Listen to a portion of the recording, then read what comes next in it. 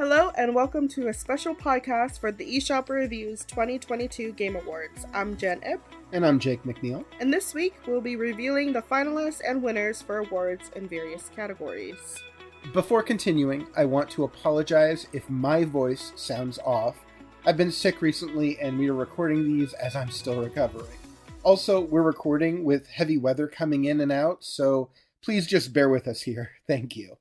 Alright, so for day one of the awards, we will be looking at specialty awards for games on the Nintendo Switch in 2022. Yes. What's specialty awards? So specialty awards I kind of have as a catch-all for things that don't really fit in the other categories. It's not best in the genre, it's not the best of any technical part of the game, it's certainly not the worst of the stuff, at least I'm pretty sure most of these don't have to do with worst. It's just other things that are still noteworthy or things that I felt like deserved recognition. Okay, so the first one we have are the 2021 Second Chance Awards. That is correct. This is an award for games that came out in 2021, but I didn't get around to playing them until 2022 after doing last year's Game Awards. And I still feel like these games are really good and deserve recognition.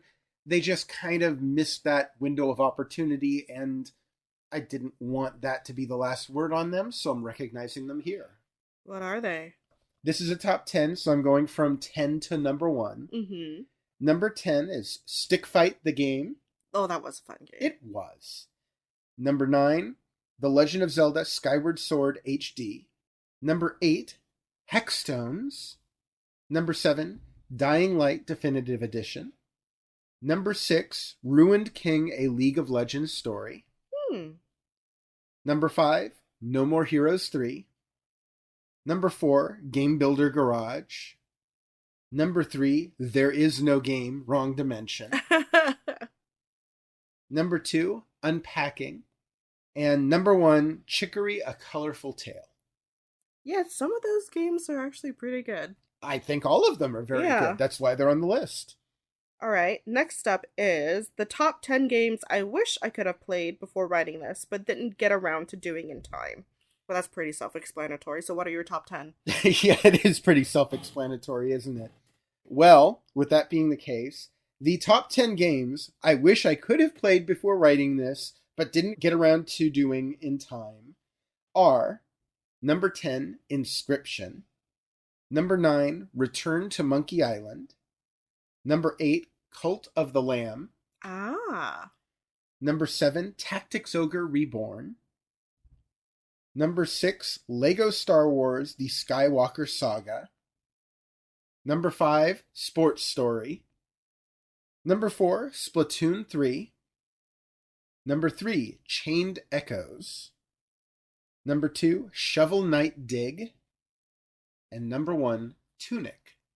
I need to play Tunic. You know, I keep hearing so many good things about it. I love the premise of it. The art style looks adorable. I just haven't had the chance to get around to playing it just yet. Alright, best port/remake. Again, pretty much a self-explanatory title here. Now we start to get to ones where I have runners-up and I have a winner. So, how many runner-ups did you have?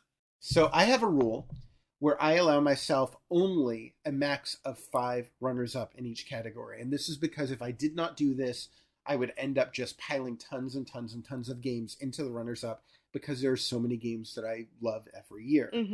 So these are the absolute top 5 best aside from the number 1, which I'll get to at the end. So the top 5 runners-up for Best Port or Remake, we have Klonoa Fantasy Reverie Series, It Takes Two, Bug Snacks, okay, Persona 5 Royal, alright, MLB The Show 22, and the winner for Best Port or Remake goes to Live Alive. I wanted to talk a bit about this one because there were mostly ports in this year's list. But Live Alive was actually a full-fledged remake, and this is the latest game in their HD 2D style of games. You know, previous to this, we had Octopath Traveler, and then we had Triangle Strategy. But Live Alive is the first time that they've taken this art style and applied it to an actual remake. And this makes me want every classic 16-bit RPG remade in this same way because it looks so beautiful. It completely reinvigorates the look and feel of the game. And it also helps that this is a game that we never actually got in the West. It was only originally released in Japan, so this is our first time actually getting a chance to play it. All of these things combined, I mean, just the fact that I want countless other games to be remade in this same style, I think is more than enough justification for this to be my best port/remake on the list. Okay, fair enough. Best compilation/collection award. Again, probably pretty self-explanatory, I feel. So what's the runner-up? Well, runners-up. We have 5 for each, remember? Okay. The runners-up for best compilation or collection are Assassin's Creed, the Ezio Collection. Oh, that's a good one. Yeah. Klonoa Fantasy Reverie Series. Hello again. Pac-Man Museum Plus. Teenage Mutant Ninja Turtles, the Cowabunga Collection. And Capcom Arcade's Second Stadium. Who's the winner? Okay, and the winner for best compilation or collection is Portal Companion Collection. That's... How can you not love Portal? That's just it. Well, some of these categories I had to kind of really think and decide what was my favorite. This one was a no-brainer because both of the Portal games are legendary. They're some of the best games ever made. Then you put them into a collection that's feature complete. Then you put it on a platform where it's never been on a Nintendo platform before. Neither of these games have. And they've never been on a portable platform, at least not made for a portable platform. Right. On top of that, the quality of these ports is phenomenal. This is arguably the best console port that these games have ever gotten. Just the quality of the visuals and everything is done very well here. And then, as if that wasn't enough, it's all packaged together in a $20 package. This is an absolute must-have compilation, possibly even if you have the game on other platforms. If you want to play this on the go, it's an easy $20 to spend. I cannot recommend it enough. That's it's amazing. not bad. Yeah. All right. Next up is best game for kids and casual players. I'm actually quite curious about this one. So it seems like every year I surprise either you or the audience because you see the kids, you latch onto the kids, but kind of gloss over the casual players. And the whole point of this category is every game in this category is supposed to be super accessible for everyone. It doesn't matter if you're a gamer, a non-gamer, if you're young, you're old, whatever. The games in this category should be something that can be enjoyed by just about everyone. Okay, so what are the runners-up? The runners-up for best game for kids and casual players are Kirby and the Forgotten Land, Klonoa Fantasy Reverie Series. Oh, wow, okay. Kirby's Dream Buffet. Yes! Fan of that one, huh? Oh, I love that game. Teenage Mutant Ninja Turtles Shredder's Revenge. That was a good game too. Yep. And Pokemon Legends Arceus. Oh, interesting. Yeah. Interesting that Scarlet and Violet didn't make that. I think that Scarlet and Violet are a bit more involved in technical, and you haven't heard the winner yet. I haven't announced the winner of this category Okay, yet. so what's the winner? Well, you didn't ask. But now you're asking, so now I'll tell you. The winner for best game for kids and casual players is Nintendo Switch Sports. Okay, I can see that. I can feel like that. This is a game, just like Wii Sports, it's a game that anyone can pick up and play. Yep. I think Wii Sports was a bit better in this regard, but even so, I think Nintendo Switch Sports is extremely accessible. It's very fun. It has very quick and easy to get into online modes. And Grandma can play with the little kids. Yeah. I don't know that there's much else to say there. It is an extremely good, accessible game for everyone. Best multiplayer. Again, probably pretty self-explanatory, but just to be clear, this includes online multiplayer, local multiplayer, competitive, co-op. It's just, if you have a bunch of people that want to play together in some form or another, what's the best game to go for? Okay. What are the runner-ups? So the runners-up for Best Multiplayer are Soundfall, Teenage Mutant Ninja Turtles Shredder's Revenge, Yep. Nintendo Switch Sports, Tracks. Kirby's Dream Buffet. Oh. That's what you wanted to win? No. But Oh, it's cute. I got it included. Okay. Puzzle and Dragons Nintendo Switch Edition. That's the 5 runners-up. Okay, and the winner? So impatient. Don't even want to talk about the runners-up, huh? Not really. Okay. The winner for Best Multiplayer is It Takes Two. I have to agree with that one, yeah. You know, while there's something to be said for the just drop in and have fun elements of Ninja Turtles Shredder's Revenge and Nintendo Switch Sports and Kirby's Dream Buffet, It Takes Two actually brings multiplayer into new areas. This is a co-op only game. You can only play this game with 2 players. There's no single player, there's no 3 or 4 player. And to that end, the folks behind this game tried to make it as accessible as possible. You can play it with local co-op, local wireless. You can even download a free secondary version of the game to play with the primary owner.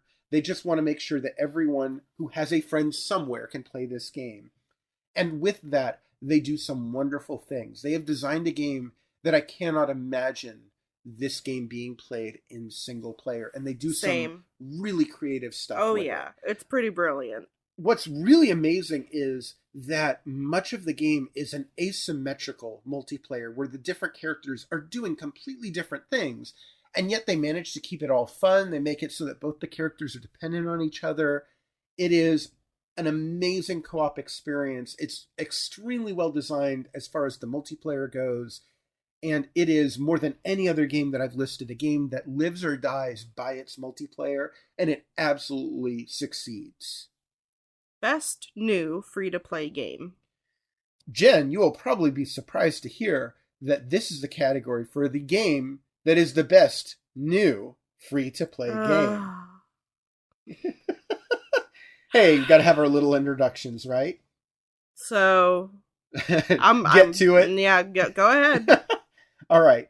The runners-up for best new free-to-play game, and I'll have to comment a bit more about this in a moment. I know what's gonna come. Overwatch 2. There we go. Fall Guys. Mm-hmm. Turbo Shot. Yu-Gi-Oh! Master Duel. And Roller Champions. I kind of feel like in order to include Overwatch 2 here, we kind of have to put new in quotation marks. New. Because, yeah, it's basically Overwatch 1. But reskinned. It's technically a sort of kind of new release. The thing is, it is at the very least new to being a free-to-play game, because previously Overwatch 1 was a fully paid game. Yep. However, not good enough to be the winner in this category, and only a runner-up. The winner is? The winner is Guardian Tales. Okay, I'm glad it wasn't Overwatch 2. You're not a fan of Overwatch 2. So, here's the thing. Overwatch 2, I am playing it consistently still. But it's like that game that I play with friends, okay? And I'm still waiting for the PvE Blizzard. Still waiting. Yes, but we're talking about Guardian Tales now, the game that did win. So, Guardian Tales, for me, it surprised me. It came out of nowhere. I had not heard anything about it. No one had been talking about it. But because it's free, I might as well download it and give it a try. And when I did, I was blown away. The production values in this game were way better than I expected. The gameplay is not anything that I tend to recall seeing in free-to-play games, at least not on Nintendo Switch. It is a 2D top-down kind of Zelda-style action RPG. It does have a bit of a gacha element, and unfortunately there is a bit of a weight mechanic in the game, which I never care for. However, putting that aside, this game does a really great job presenting kind of little bite-sized snippets of a Zelda-style game with a lot of great humor, fun gameplay, some good puzzles, and just an overall charm that I really enjoyed. And for this game that came out of nowhere, I felt like it was, out of all of the free-to-play games, it's the one that I really want to go back to and play more. Okay. Best value. best value is not just a matter of the game being cheap, but in terms of bang for your buck. Mm-hmm. The amount of money that you're spending, how much good gameplay are you getting out of that kind of thing. Who are the runners-up? So the runners-up for best value are Pac-Man Museum Plus at $20. Words with Freds at $1. I'm so glad that made it on there. That was a really good little surprise there. Little Noah, Scion of Paradise at $15. Dungeons of Dreadrock at $10.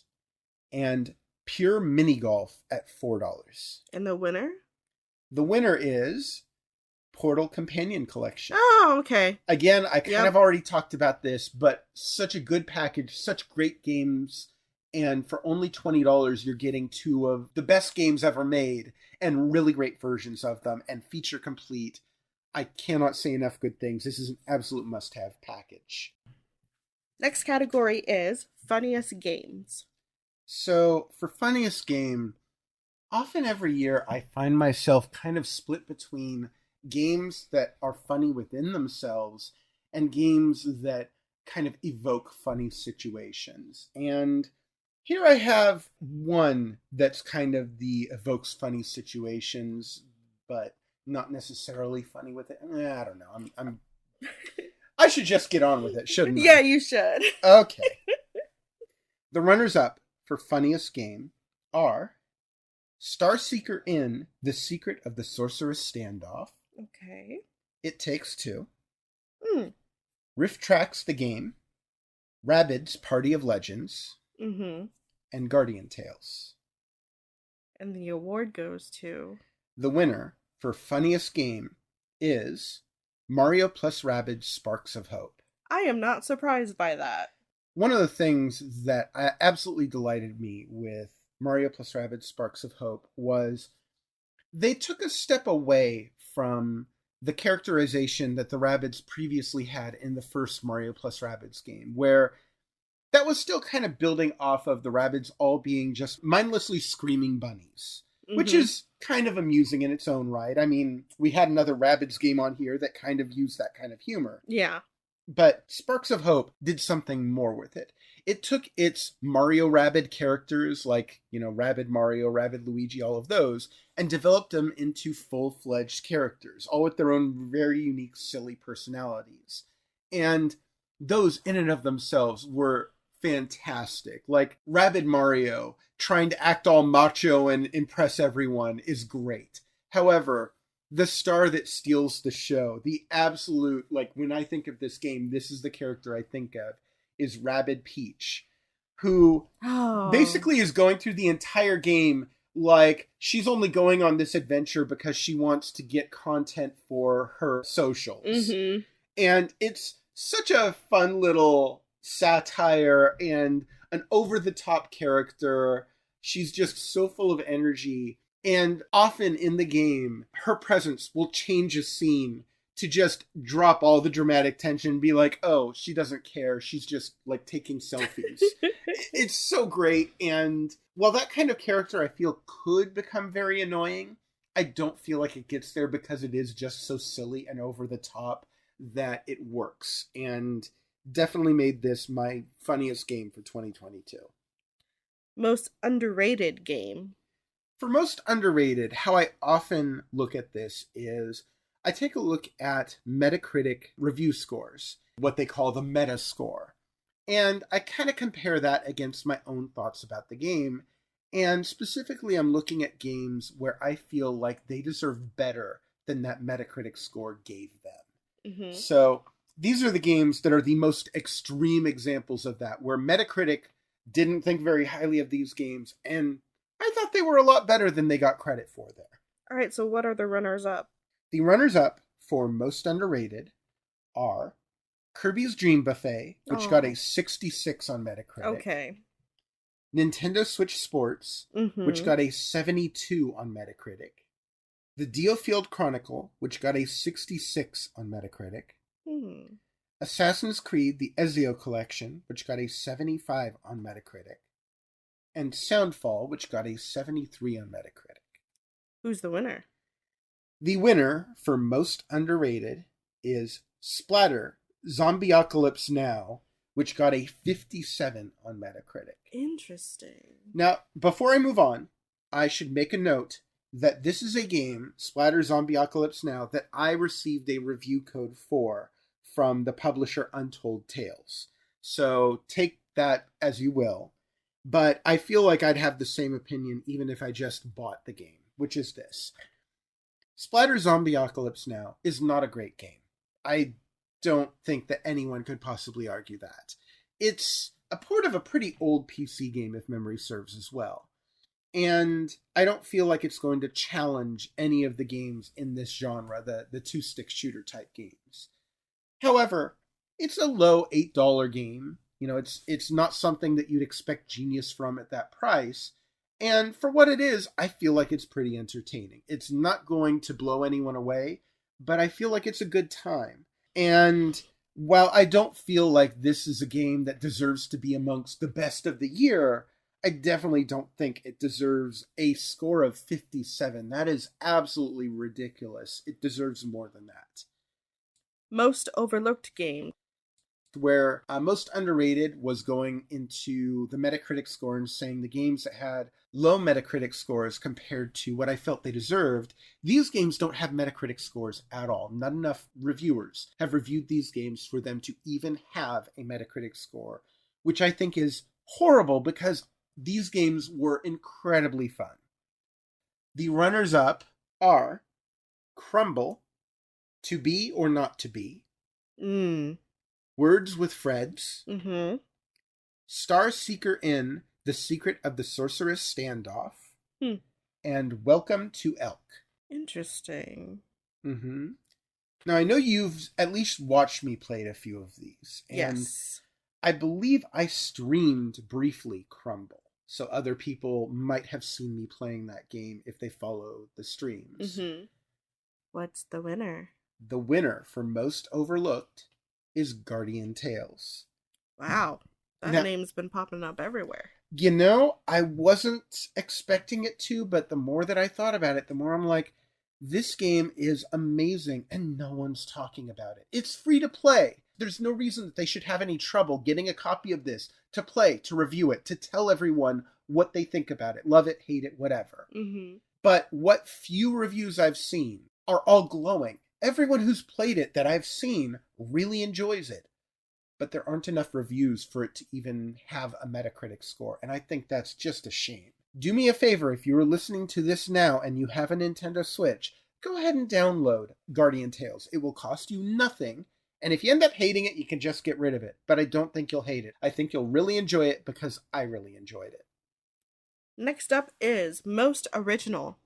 I suppose this category is self-explanatory. Yes, it is self-explanatory. I don't need to introduce No, you don't need to introduce it. Okay. The runners-up for most original are Card Shark, Bug Snacks, Soundfall, Little Noah, Scion of Paradise, It Takes Two. The winner? The winner for most original is Neon White.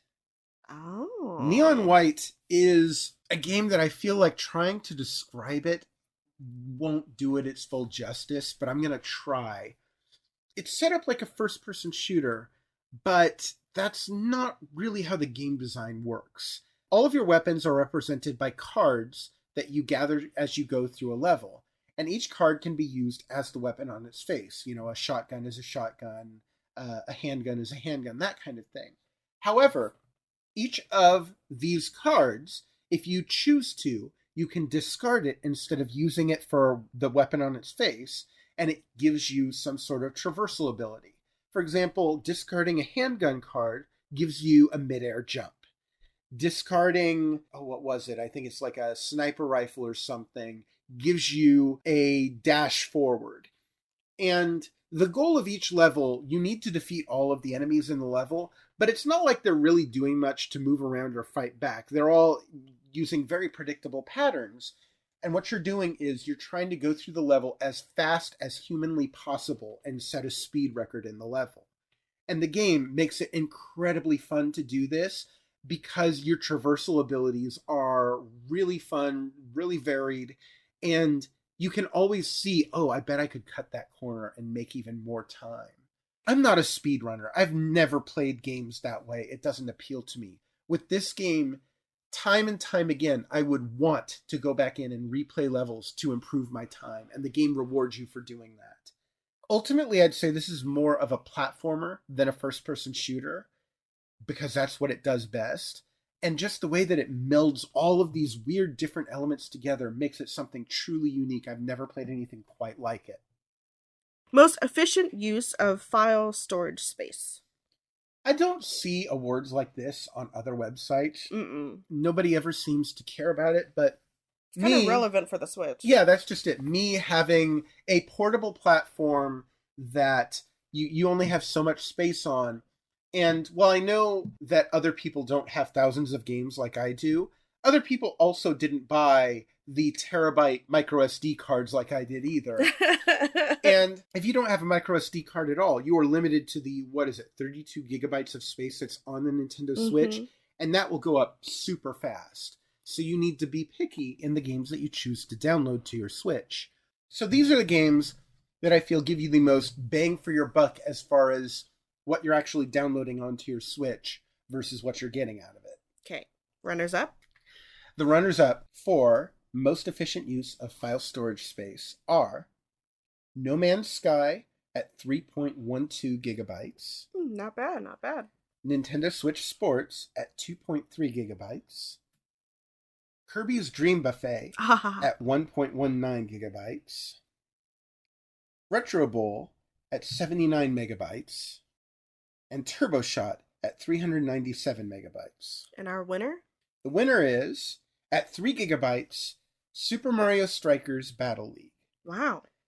This is a super slick and polished game. It looks really nice. It's one of the best looking games on Nintendo Switch this year. And yet it only takes up 3 gigabytes of space on your Nintendo Switch. I feel like, given the quality of the visuals in this game, that's a pretty significant accomplishment. So, yeah. The Wow, this game was way better than I expected award. Hey, Jen! You know, this is the award that I give to the game that makes me say, wow, this game was way better than I expected. Wow. Wow. Thank you for explaining. I know. It's so helpful, right? So who are the runners up?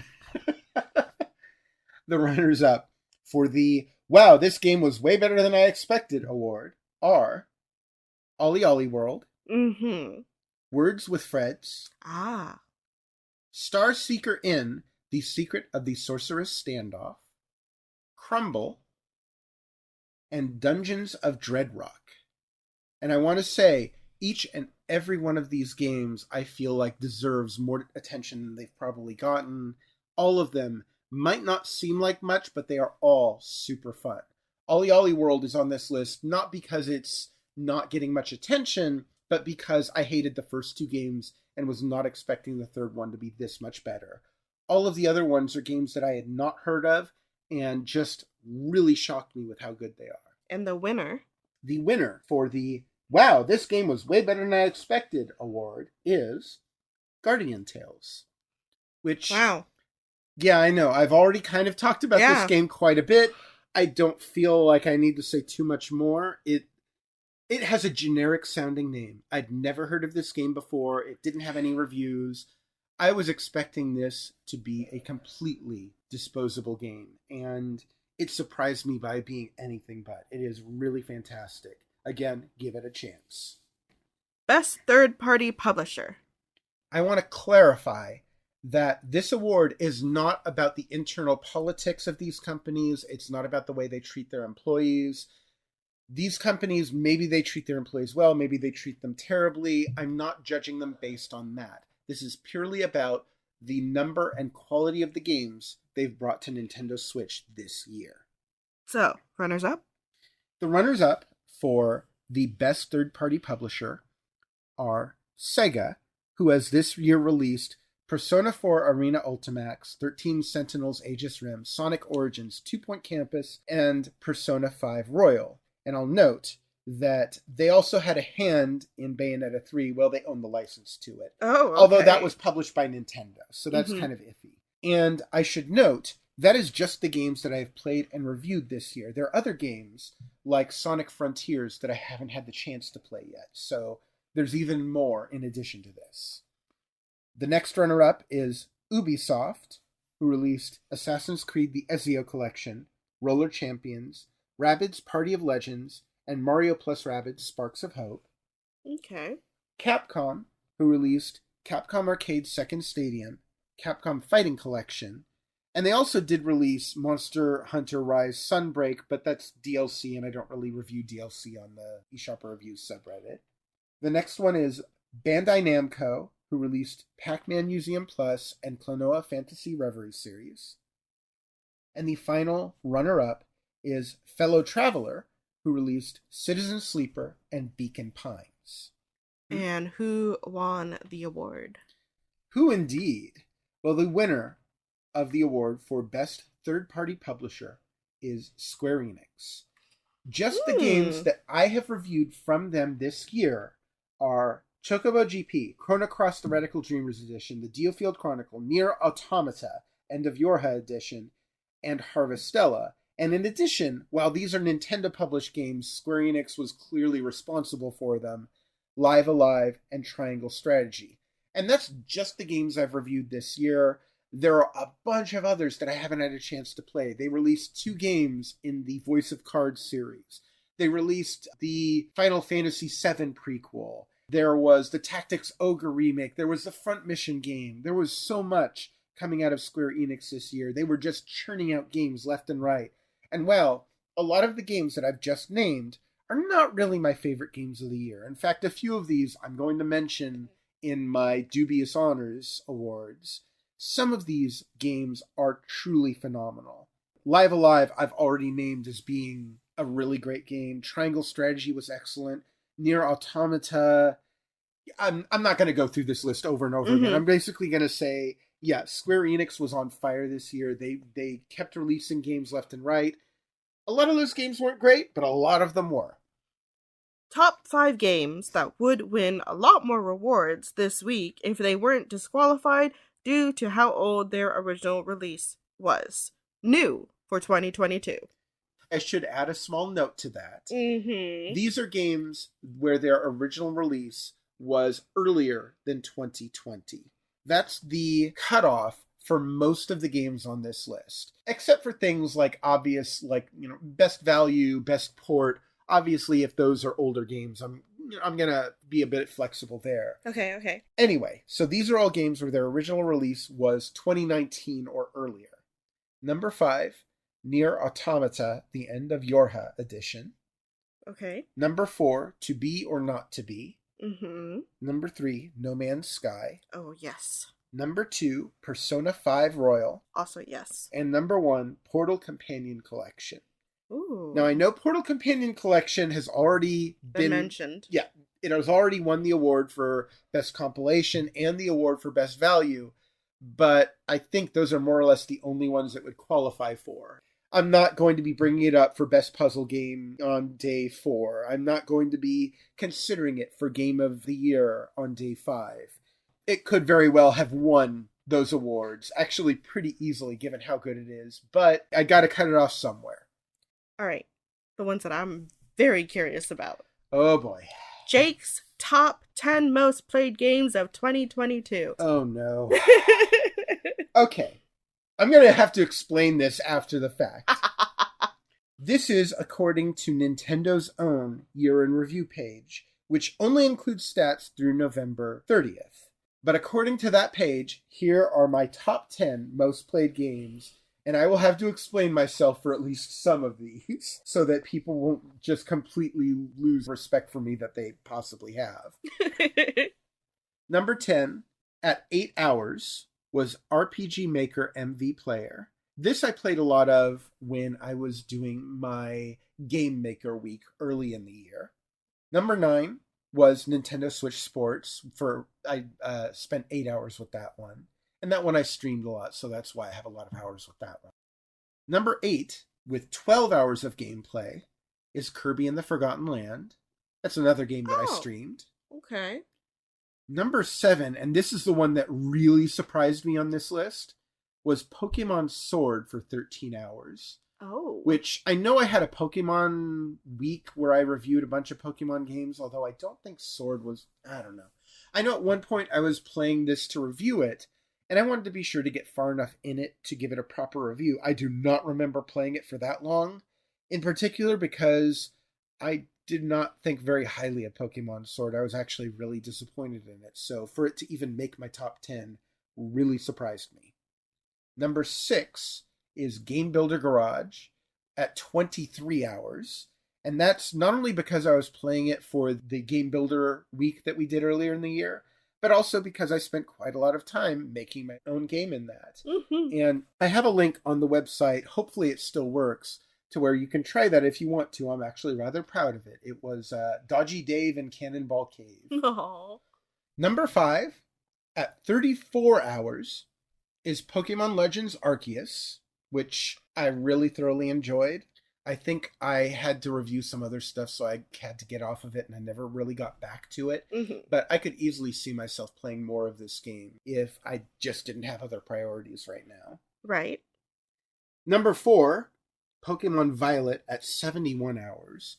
And keep in mind, this is a game that came out in November, and the list cut off at November 30th. So that should give you an idea of how much I love the heck out of Pokemon Violet.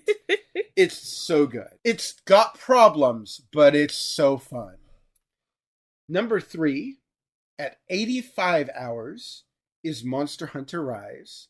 And that's because, well, we were streaming it a bunch, and also I played it a bunch with Jen. Oh, yeah. It was a very good game. Yeah, we pretty much got to the end game of this, and we're just on the cusp of starting Sunbreak. I know we haven't started Sunbreak yet. We got to get around to that. But, yeah, fantastic game. I mean, it was my Game of the Year choice last year for good reason. Mm-hmm. All right, and now we get to the ones that I'm embarrassed about. Number 2, at 105 hours, Turbo Shot. And this is this high on the list because it was a super easy game for me to pop in for just a few minutes at a time and play. And also I was really good at it.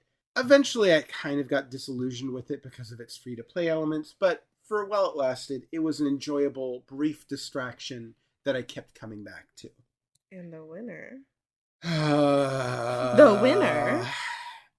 Number 1, at 151 hours, is Crush. Okay, stop. No, stop. I'm gonna defend you. You're gonna defend me? Yeah. So you play Crush as an idle game, and it is an idle game. So you play it right before you go to bed, and yeah, you've been doing it for the entire year. Well, play it as in, I go in, I complete the little mission things, I turn it off, and then I'll come back in an hour and complete the next set of little mission things, and then turn it off again. Mm-hmm. And doing that every day for a year, yeah, it adds up. And in defense of Crush, as silly as its topic matter is, as pandering as its topic matter is, it is actually an enjoyable game in its own right if you like idle games. And I know not everyone likes idle games, that's fine. But that's not to say that this was even close to my favorite game of the year. It just happened to be the one where it was easiest to continually pour time into throughout the entire year. Jake's top 10 most anticipated games of 2023. Well, I guess there's no introduction needed for these. We just hop right into it, right? Yep. All right. Number 10. Number 10 is Pikmin 4. Number 9 is Persona 3 Portable and Persona 4 Golden Bundle. Number 8 is Bayonetta Origins, Cereza and the Lost Demon. Number 7 is Mega Man Battle Network Legacy Collection. Ooh. Oh yeah, some good games coming up in that collection. Number 6, and I'm really surprised because a few years ago I would not have even thought about this game, but it's 6 on my list now, is Atelier Ryza 3, Alchemist of the End and the Secret Key. Long title. Yeah. Number 5 is Theatrhythm Final Bar Line. Mm-hmm. Number 4 is Sea of Stars. Number 3 is Octopath Traveler 2. Ooh. Number 2 is Hades 2. Mm-hmm. And number 1 is The Legend of Zelda Tears of the Kingdom. Yeah, all of those I expected to be on your list. Really? Every last one? Pretty much all of those, yeah. Okay. Did last year's top 10 most anticipated games meet expectations? Well, let's have a look, shall we? Okay, so we'll just go through the list. Number 10, Sonic Frontiers. Sonic Frontiers, I can't say personally as I have not yet played it. Number 9, Advance Wars 1+2 Reboot Camp. That game was delayed with its new release to be determined still at this time. Oh gosh. Number 8, Teenage Mutant Ninja Turtles Shredder's Revenge. So Shredder's Revenge was not exactly what I expected, but it is still an outstanding game, one of the best games of its type. So it definitely did not disappoint me. I'd say it didn't exactly meet expectations, but in some ways it kind of exceeded them in a way. Number 7, Splatoon 3. I did not play this game this year. I did play the brief, I forget demo? What they call it. Yeah, it was like a demo that was pre-release, and it looked good, but I'm not going to give the game a review based on its very brief demo. 6, Triangle Strategy. This mostly did meet my expectations. The gameplay does play it a bit too safe. It doesn't really do anything unique or interesting within the genre. It just plays very, very well. And the story, while it's very good, it takes a while to get through. And if you're just wanting to get to the gameplay, I'm sure that some people were frustrated with that. However, having said that, I thought it was a delightful game. And yeah, I'd say it met my expectations for the most part. Number 5, Bayonetta 3. I would also say this met my expectations. I don't know how I would rank the 3 Bayonetta games. I don't know if this is my favorite of the 3, least favorite. It's somewhere in the same vicinity as the other 2. I was not expecting the new Demon Slave mechanic to be as big of a game changer as it was here. And this is definitely the biggest shift in the gameplay that the series has seen so far. So yeah, I would say this met my expectations. 4, Rune Factory 5. I can't really speak to this one as I have not yet played it. 3, Sea of Stars. This one was delayed into 2023, and it's on this year's list too, as you just heard. Mm-hmm. Number 2, Kirby and the Forgotten Land. I know that some people, and to some extent me too, were hoping for kind of an open world sort of thing. This was not that. However, what it was still a really great transition into a 3D platformer, the first one that the series has ever had, and it went far more smoothly than the overwhelming majority of games that go from 2D to 3D. So in that respect, yeah, I'd say this met my expectations. And last, number 1, The Legend of Zelda Breath of the Wild 2. Yeah, that did not meet my expectations because it hasn't been released yet. But hopefully it will meet my expectations next year. Alright, well that's all for day 1. Please be sure to keep checking back throughout the week as we continue to announce more awards. Later!